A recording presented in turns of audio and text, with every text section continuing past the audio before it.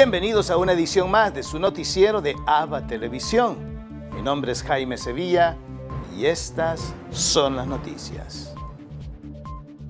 Comenzamos en la Ciudad del Vaticano, donde el Papa Francisco pide ayuda humanitaria para Myanmar y los refugiados.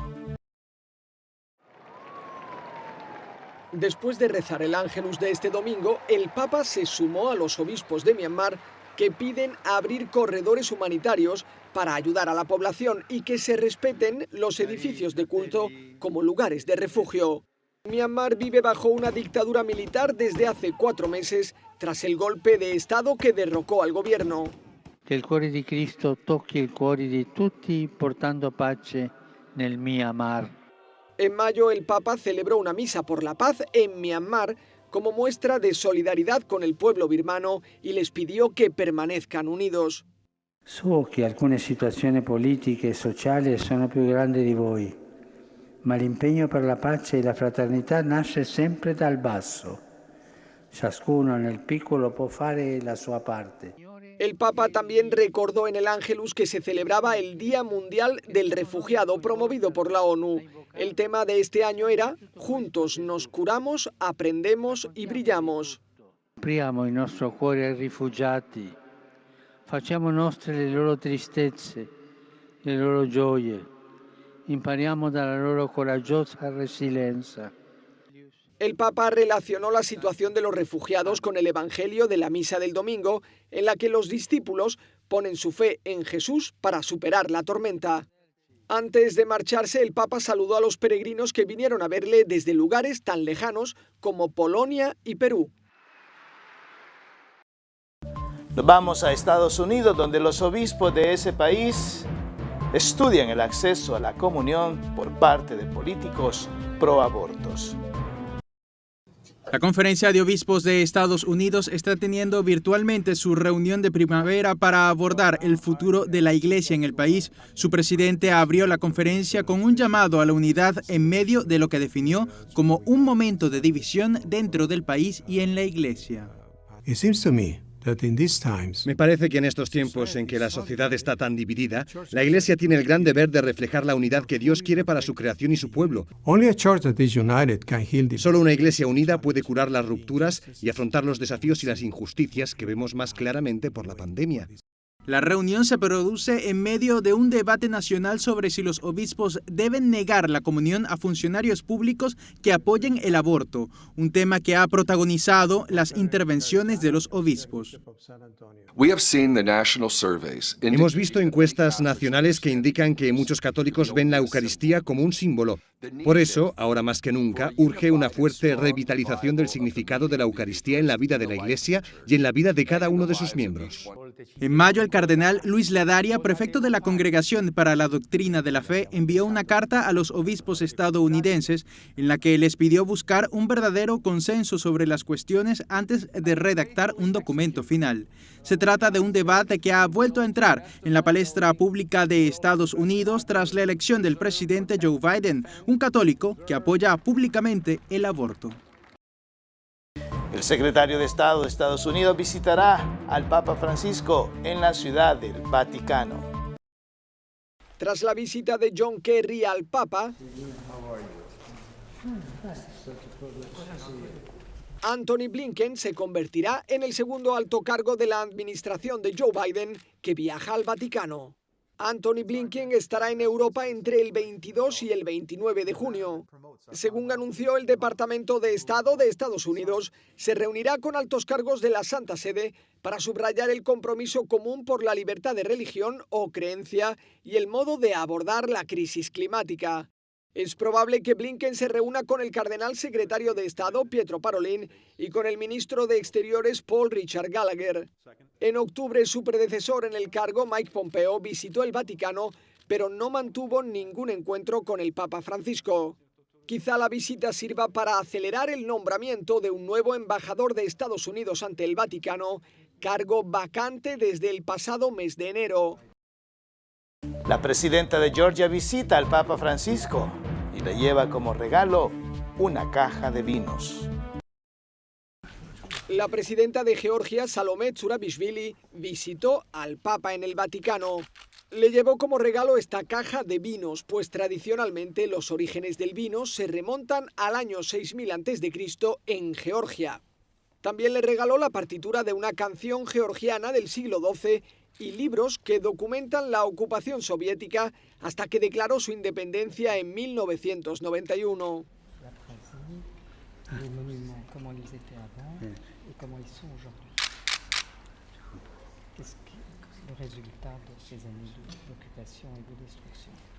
El Papa le regaló una imagen de madera de la Virgen María y de Jesús y copias de sus principales textos, incluidos su mensaje para la Jornada Mundial de la Paz.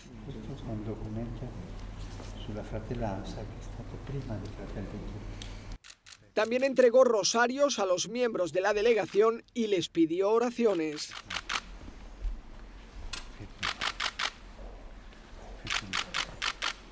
Durante este viaje a Roma, la presidenta firmó acuerdos de cooperación cultural y educativa entre Georgia y la Santa Sede. También visitó el Hospital Infantil Bambino Gesù del Vaticano, en el que médicos y sanitarios georgianos podrán formarse.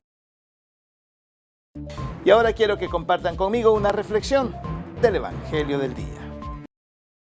En el Evangelio de hoy, tomado del capítulo 7 de San Mateo, tenemos el llamado de Jesús a no juzgar a los demás, porque dice que con la misma medida que midamos, seremos medidos. Muchas veces nos encanta criticar a los otros. Algunas veces dicen, mira, ese va a la iglesia y cómo es en su vida privada. ¿Qué te importa? Deja que cada uno viva su fe según su grado, según su nivel, según su situación. Tú, en cambio, en vez de juzgar o criticar, deberías de preocuparte por tu vida espiritual. Y Jesús afianza esto cuando dice de que cuando queremos sacar la paja del ojo que lleva el hermano, no nos damos cuenta de la viga que hay en el nuestro. Jesús es muy fuerte con aquellos que critican la vivencia de la fe, la vida moral de los demás. Jesús hoy nos hace un llamado a no juzgar para no ser juzgados, con la misma severidad que muchas veces lo hacemos con los demás hermanos. Nos volvemos hipócritas cuando hacemos eso. ¿Cuántas veces no hemos destruido la buena fama o la reputación de los demás, criticándolos o hablando mal de ellos? Hoy el Señor nos invita a que veamos nuestro corazón, a que hagamos un examen de conciencia de nuestro interior para ver cómo está nuestra vivencia de la fe en la vida diaria. Mis queridos hermanos, pidámosle al Señor la gracia de ser honestos con nosotros mismos, la gracia de poder nosotros pedirle perdón a Dios por todo aquel daño que hemos hecho cuando hemos juzgado a los demás sin base, sin razones. Y aunque así las hubieran, ni tú ni yo somos jueces para juzgar al otro. Que el Señor nos dé la gracia de la humildad y del perdón. Que así sea.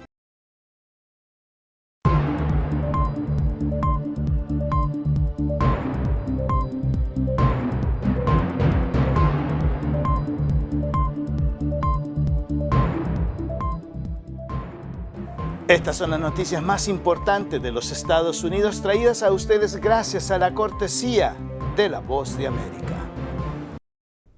Las restricciones en las fronteras entre Estados Unidos, México y Canadá se extenderán al menos hasta el próximo 21 de julio, cumpliéndose así más de un año de que se ordenara el cierre parcial debido a la pandemia del coronavirus. Así lo confirmó este domingo el Departamento de Seguridad Nacional de Estados Unidos, argumentando una vez más que se busca reducir la propagación del coronavirus, a pesar que las cifras de contagios han disminuido en los tres países.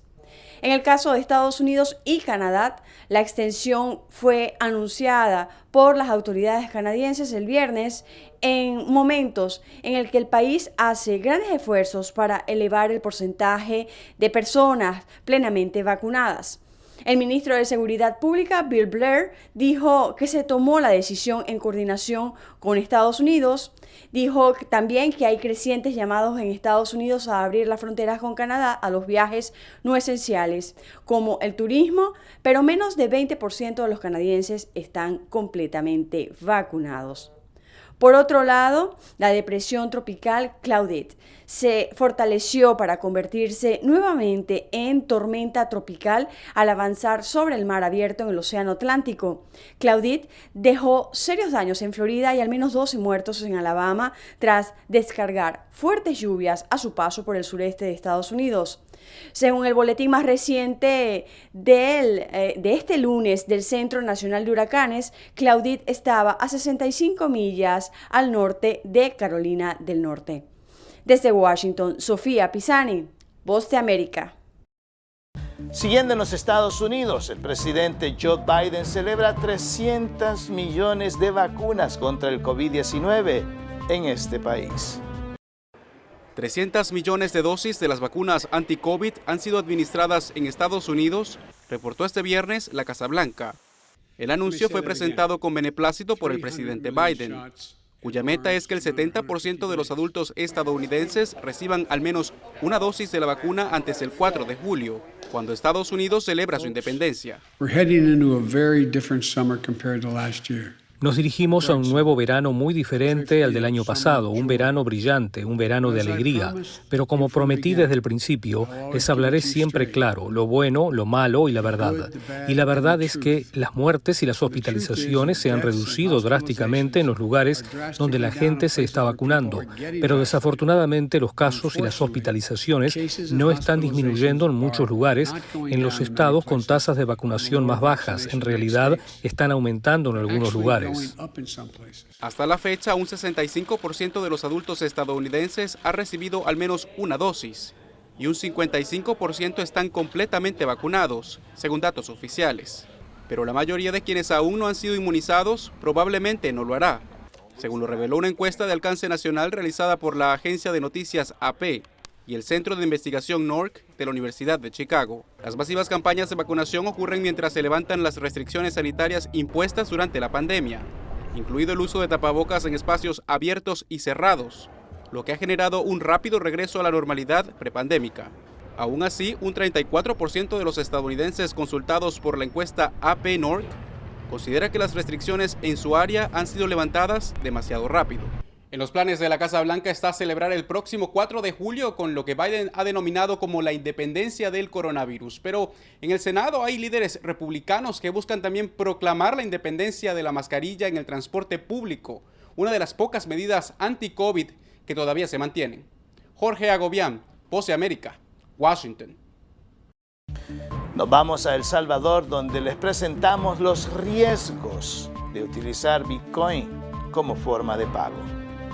El uso del Bitcoin como moneda oficial ha generado incertidumbre y más cuando la advertencia llega de los expertos. Gabriel Levy, consultor y asesor en tecnologías de la información y comunicación, asegura que esta moneda virtual representa un riesgo en la economía debido a su volatilidad. Según el especialista, los más afectados de utilizar el Bitcoin como forma de pago serán los ciudadanos y no las empresas o negocios. Como al comerciante, al negociante, al empresario no le gusta perder, va a terminar castigando el precio para garantizar un colchón que represente una garantía o una seguridad frente a la devaluación probablemente de la compra. Entonces, va a ser más caro comprar en Bitcoin. El experto asegura que utilizar el Bitcoin no genera ninguna garantía y existe la probabilidad que se den los robos constantemente, debido a que esta moneda no genera ningún registro ni pasa por un banco como normalmente se hace con el dólar. Es la misma razón por la que es la moneda favorita a los delincuentes. No hay trazabilidad, no hay registro, no hay banco central, no queda almacenado en la nube.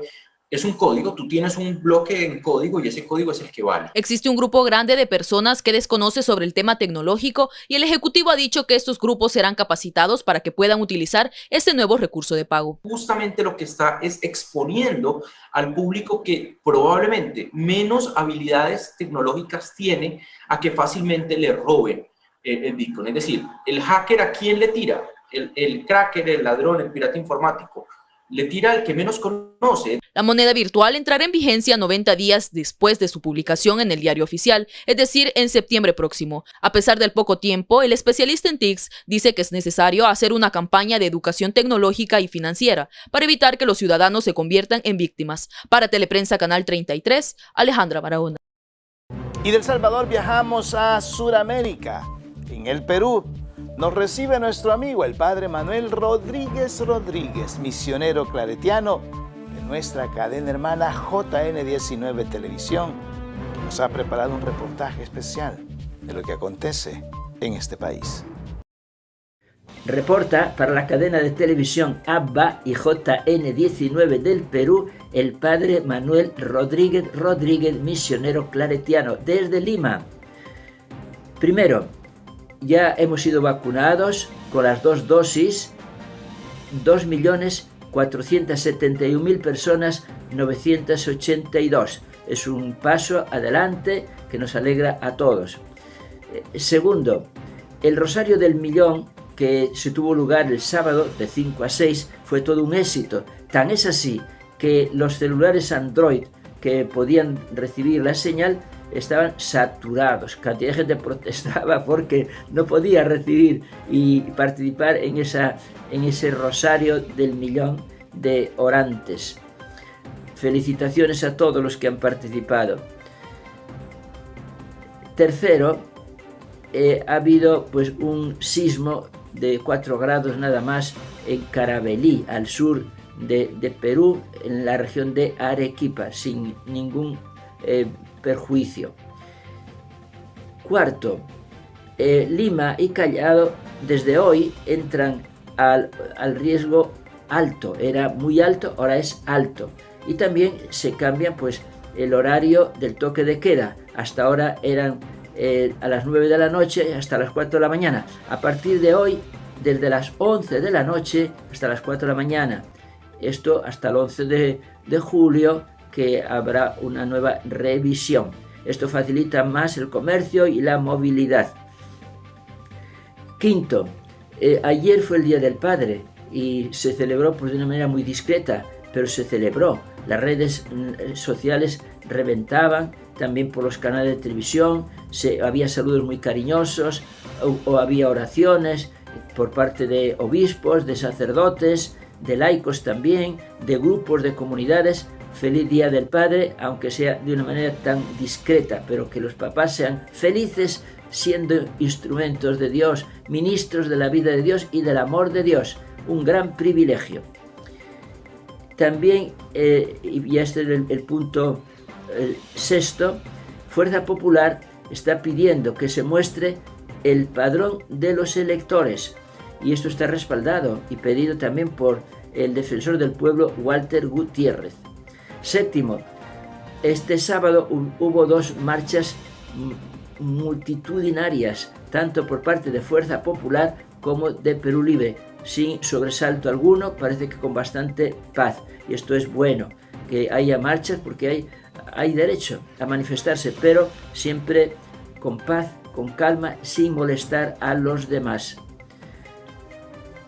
Octavo, los economistas hablan de que este año la recesión económica va a ser muy limitada. De hecho, ya en el primer trimestre 6 departamentos no crecieron absolutamente nada, sobre todo los del oriente.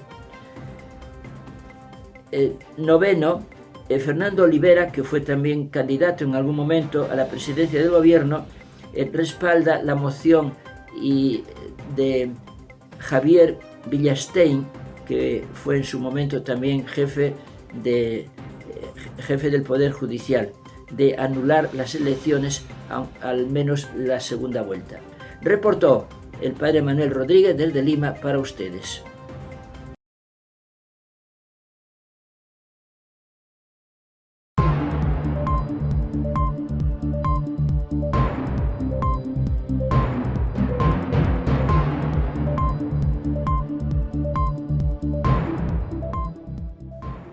Regresamos nuevamente a El Salvador, donde el Partido de Nuevas Ideas dice que trabajan en otros campos con el Fondo Monetario Internacional, después de que éste se haya negado a dar asesoría sobre el uso del Bitcoin. El Banco Mundial no brindará asesoría técnica en la aplicación del Bitcoin como moneda de curso legal debido a las deficiencias ambientales y de transparencia. Diputados de Nuevas Ideas dijeron que continuarán trabajando en otros temas con la institución financiera. En el Banco Mundial estamos trabajando en muchos temas, por ejemplo, apoyar la infancia, desarrollar el tema económico del país. Hay muchos temas en los que vamos a seguir trabajando con ellos y creo que hacemos un excelente equipo. El banco debería de haber apoyado porque, pues sí, es una realidad, es una ley en el país y que hay que comenzar a aplicarla. Para otros grupos parlamentarios, el Banco Mundial tomó en cuenta los costos ambientales que conllevaría el uso de tecnología, así como la lista Angels que está próximo a publicar Estados Unidos. Para Ghana, en la normativa que el Banco Central de Reserva y la Superintendencia del Sistema Financiero emitirán, se solventarán algunas dudas. Toda la energía que se requiere para poder implementar los servidores donde se trabaja la minería para este tema. Pero también por falta de transparencia y seguimos esperando esa lista Engel, que yo creo que por ahí viene la situación también por parte del Banco Mundial. Pero el reglamento debería despejar cualquier duda que se tenga, cualquier inquietud y cerrarles la puerta al crimen organizado, al narcotráfico, para que no vaya a ocupar nuestro país. El Fondo Monetario Internacional es otro organismo que también ha advertido problemas legales y económicos con la adopción de la criptomoneda. Y diputados de oposición consideran que la aprobación del Bitcoin como moneda de curso legal en el país contraerá afectaciones con otras instituciones financieras a la hora de adquirir préstamos que se le pueden negar a El Salvador. También consideran que el gobierno debería de retractarse con esta ley. Y generaría esa incertidumbre en los acreedores que obviamente en algún momento pueden tomar la decisión de ya no seguir otorgando financiamientos al país, o que si lo van a hacer sea con unas condiciones altamente nocivas para toda la población. Ya lo van a ver en los próximos días. Yo creo que esto va a ser una decisión que se va a tener que echar para atrás el gobierno. Fue una decisión que fue tomada a la ligera. Y ojalá que esta decisión del Banco Mundial no vaya a replicar en otros organismos internacionales, porque eso nos afectaría. No creo que sigan negando los créditos porque El Salvador no paga intereses por esos créditos. Por el momento, el Banco Centroamericano de Integración Económica es la única institución que acompañará a El Salvador con el uso de la criptomoneda, pero limitado a la búsqueda de expertos para que asesoren. Para Teleprensa Canal 33, Doris Chicas. Y ahora el santoral de la iglesia nos presenta el día de San Luis Gonzaga. Conozcamos un poco más sobre esta cautivante historia. Por culpa de las malas cosechas del año anterior, los campesinos y habitantes de las aldeas cercanas invadieron a Roma y deambulaban por sus calles sin pausa ni destino en busca de alimento y cobijo. Y a su paso entonces dejaban una estela de humores, olores y detritus que despertó una peste inmisericordia que en cuestión de semanas diezmó a la población. Y como las autoridades se sentían impotentes para enterrar los cadáveres y evacuar a los moribundos que yacían en las calles a la buena de Dios, la iglesia habilitó sus templos, monasterios y hospicios para recibir a los enfermos. Y uno de los albergues con mayor capacidad fue el que acondicionó la Compañía de Jesús, que era atendido por sus miembros, entre los que se destacaba San Luis Gonzaga, quien sin descuidar sus estudios de teología y filosofía en el Colegio Romano, o sea, en la actual Universidad Gregoriana, atendía a los contagiados purulentos, lavaba sus ropas, las llagas, los pies, les daba de comer, consolaba a los agonizantes, sepultaba a los muertos y recorría las calles recolectando ropas, comida y dinero para atender a esos desheredados. Y precisamente el 3 de marzo de 1591, cuando retornaba a su convento después de una extenuante jornada, descubrió a un hombre inerte, pero aún con señales de vida, y sin pensarlo, trató de reanimarlo masajeándolo, y como no reaccionaba, se lo echó al hombro, y con el infectado a cuestas llegó al distante Hospital de la Consolación. Se quedó a su lado, pero comenzó a sentir los síntomas de la enfermedad. Al amanecer, era otro contagiado más, y su situación se agravó más, hasta el punto de recibir la extrema unción, y aunque se recuperó lentamente y siguió con sus ingentes actividades, la fiebre y las dificultades respiratorias no le dieron tregua. Y 3 meses más tarde anunció él mismo su muerte. Luis Gonzaga, nacido en Castiglione, Italia, el 9 de marzo de 1568, pertenecía a una de las familias más prominentes de Italia, cuyo padre, un prestigioso militar, estaba emparentado con varias familias reales y este hecho, más su condición de héroe de la batalla de Lepanto, le permitió criar y educar con esmero a Luis, su primogénito, que debía sucederlo como conde de Castiglione.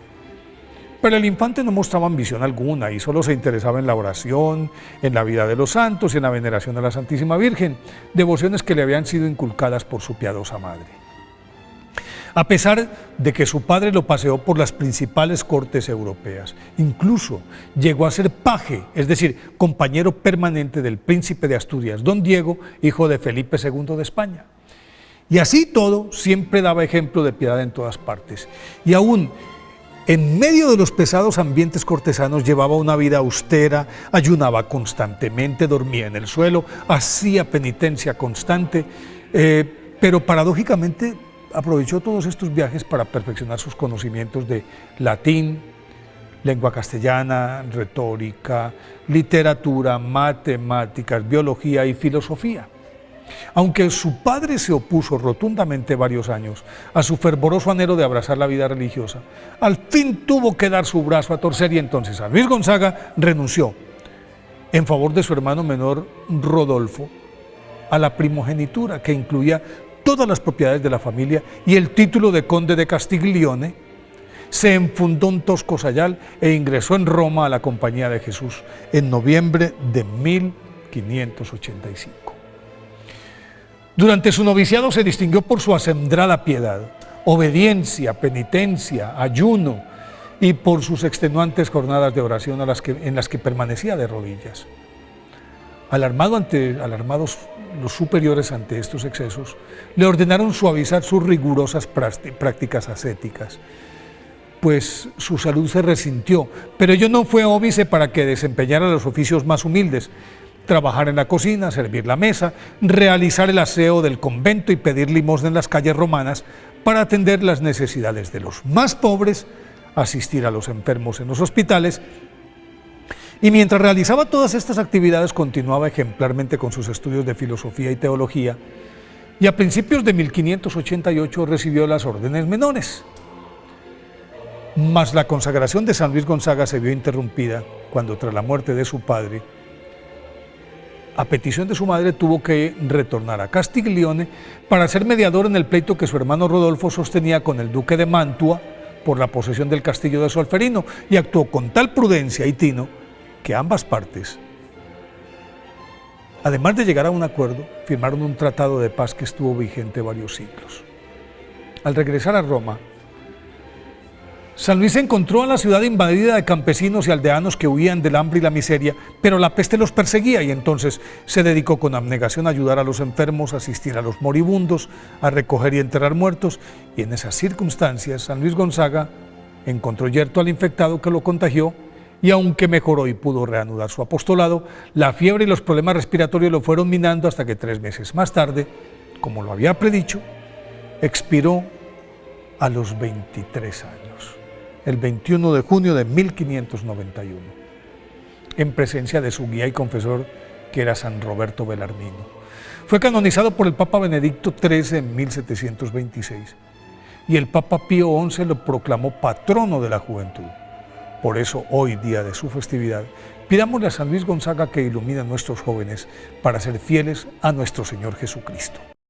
Y para concluir nuestro noticiero, les invitamos a unirnos con el Papa Francisco por su intención del mes de junio, que es sobre la belleza del matrimonio.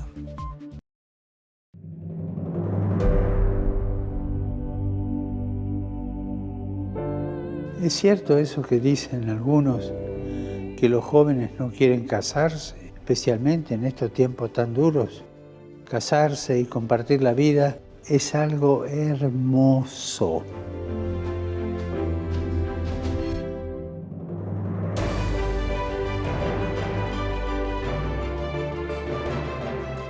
Es un viaje comprometido, a veces difícil, a veces complicado, pero vale la pena animarse.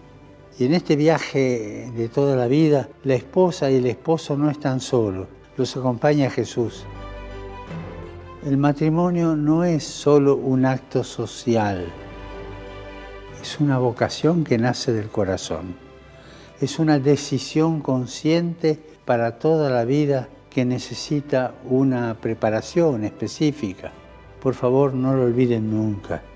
Dios tiene un sueño para nosotros, el amor. Y nos pide que lo hagamos nuestro.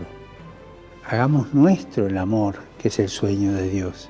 Y recemos por los jóvenes que se preparan para el matrimonio con el apoyo de una comunidad cristiana, para que crezcan en el amor, que crezcan en el amor con generosidad, fidelidad y paciencia, porque para amar hace falta mucha paciencia, pero vale la pena, ¿eh?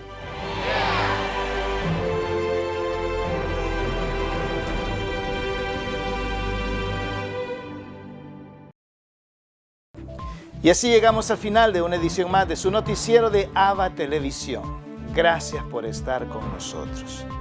Recuerde que nos puede sintonizar las 24 horas del día en el www.avatvn.com, en nuestras plataformas digitales de Roku TV y Amazon Fire, en nuestras redes sociales. Ahí nos vemos y que el Señor los bendiga siempre.